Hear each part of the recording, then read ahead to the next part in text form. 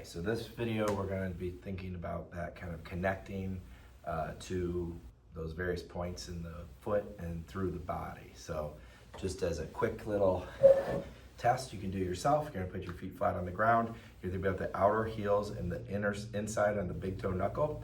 You're going to put those 2 points anchored to them to the ground, both feet.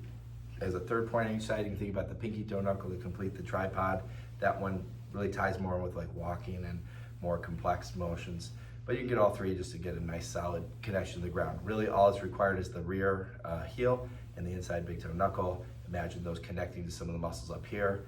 But first, just as a quick test, this really helps to be able to feel how it connects to everything in the body, and pretty automatically too. If you really can draw into those points, it almost like draws you into those feet. So it helps to pull your weight forward over your feet when it's both, but it also helps to shift you to one side or the other. So you can kind of slouch back if you have a chair with a back on it, or if you're supported well enough, or you're not going to tip over backwards, just kind of slouch in your seat, put those feet flat on the ground, push through those 2 to 3 points on each side, and really try to press in and see like how hard you can push, okay?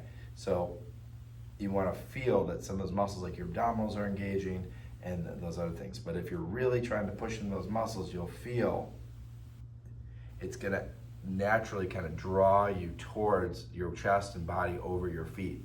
So maybe don't slouch so far back that you can't overcome that, but maybe a little bit slouch back, and again, like push down in and see how that just pushing down in is what's going to actually help to get you over your feet. And if you're trying to stand up, lock you in. So you want to be really stable through your feet, so it just leverages you up, and you should be able to just pop right up if things are even remotely connected.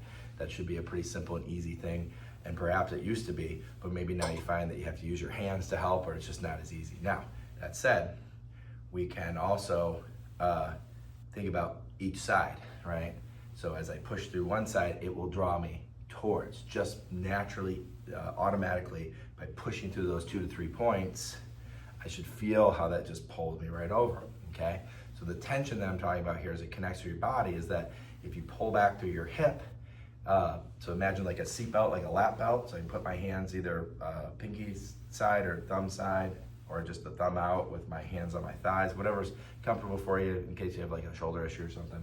But you want to think about like guide that back or keep it back, not by your arm, but just use that to help, give you some feedback to remind you, but just that should stay back on each side or on both sides as your chest leverages forward, okay? And that should help you, the pelvis back, and then connect to those hips as you hinge to the hips, to the glutes, connecting to those heels. Now on the inside, we have the inner thigh muscles, and those channel through the core and connect a little bit with the quads as well. So that should all kind of come in together. So that's kind of like the way we're wired. Think of like Christmas tree lights or something. It's all in a series. And for a lot of those series, the way they're wired is like if one light goes out, they all go out. So you want to feel like everything kind of should come in together. And if one of those parts isn't working, it could throw out the whole thing. But if you connect to those feet, it should draw everything into that so everything lines up and connects. So we're pulling back into those hips, the pelvis, we're pulling in a little bit here. So if I do this to one side, it's drawing me over, pulling back in the pelvis, but I can also take my hand and pull in against it. Now I don't want my knee to buckle in, so I gotta make sure my pelvis is back enough, the seatbelt's holding, but I can also anchor in and use my opposite hand here maybe to provide a little resistance. I should be able to feel more in your big toe when you do that, okay? So you should really feel it lock in.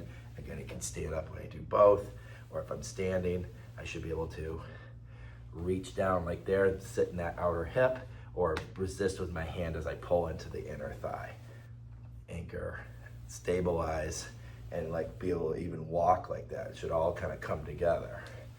Pull back, stabilize, or at least, back and forth. That's a really good way to start your solid foundation for balance and anchoring and stability. So start with that.